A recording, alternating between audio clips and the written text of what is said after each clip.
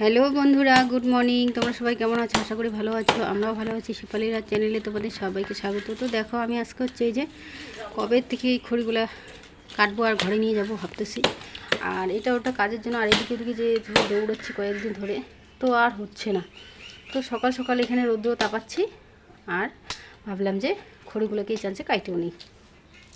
তো একদম বিচ্ছিরি হয়েছে এই জায়গাটা। তো চলো খড়িগুলো কাইটে একদম ওই দিকে সুপারি গাছগুলো উপরে রেখে দিয়ে পরিষ্কার করবো, ঝাড়টা দিব। তো আজকে যদিও ঝাড় মানে পরিষ্কার করতে না পারি, তো কালকে করব।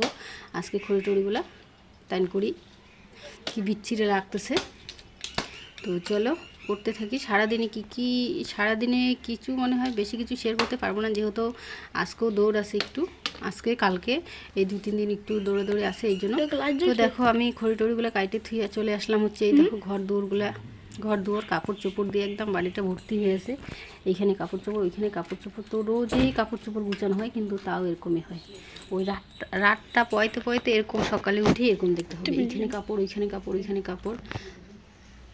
তো চলো করার কিছু নেই, মানুষ কিন্তু বাড়িতে বেশি নাই, 4 জনে আছে কিন্তু তাও।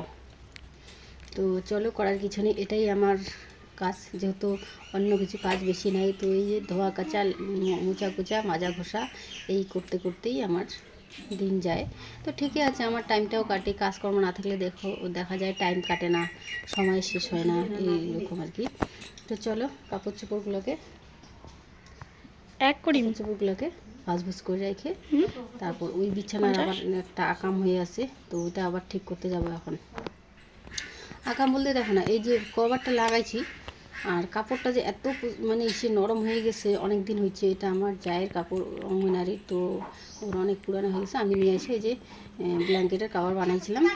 তো এত কুচকোটা, ওর বাবা রাত্রে আজকে পা ঢুকছে না কী করছে কী জানি, ওই দিনও একটুখানি ছিঁড়ছে, আজকে আবার দেখতেছি। তো আজকে ভাবলাম যে বের করে ফেলাবো, ওটা আর এখানে রাখবো না, যেহেতু একদম হয়ে গেছে, নরম হয়ে গেছে। তো ওটা আর এখানে রাখবো না। তো চলো বের করে দিয়ে এখন ব্ল্যাঙ্কেটগুলো ভাজ করে রাখি। তো ব্ল্যাঙ্কেট অনেক কয়টা কাভার বানাইলে অনেক কয়টা বানাইতে লাগে, আর কিনতে গেলে না অনেকগুলো টাকা লাগে। তো চলো কাপড় আছে, তো ভাবতেছি বানাই নেবো কাল পরশু। আগে এই 2 দিনের কাজগুলো করে নিই, তারপর বানাই নেবো। কাভার ভরাইলে কি নোংরা হয় না, তো কাভারটা ধুলে পরে হয়ে যায়। আর কাভার না ভরাইলে পরে এগুলো কিন্তু কি আর ধোয়া যায় একা একা, তো এই জন্য কাভারটা বানাই নিতে হবে। তো দেখো আমি ঘরের সমস্ত কাজকর্ম করে ধুয়ে চলে এসেছি হচ্ছে রান্না করতে। আর রান্না করতে এখানে চিকেন আলু, সরি এখন বাজে হচ্ছে বেলা 1:30-1:30টার কাছাকাছি মনে হয়। হ্যাঁ, আমি এই যে সমস্ত কাজ বাজ করে বাসি খাচ্ছিলাম, একটুখানি মেয়ে ভাজছে ডিম টিম দিয়ে, তো একটুখানি মুখে দিয়ে চলে গেছিলাম বাজারে। বাজার থেকে রেশন গেলাম, রেশন করে টরে তারপরে বাড়ি আসলাম। বাড়ি এসে একটু চা বানায় খাই, রেস্ট নিয়ে এই যে বসে পড়লাম রান্না করতে। তো রান্না করতেছি হচ্ছে এদিকে ছিম আলু ভাজা। তো রান্না বাড়া কিছু শেয়ার করবো না, যেহেতু দেরি হয়ে যাচ্ছে, ধমারাম করে করবো।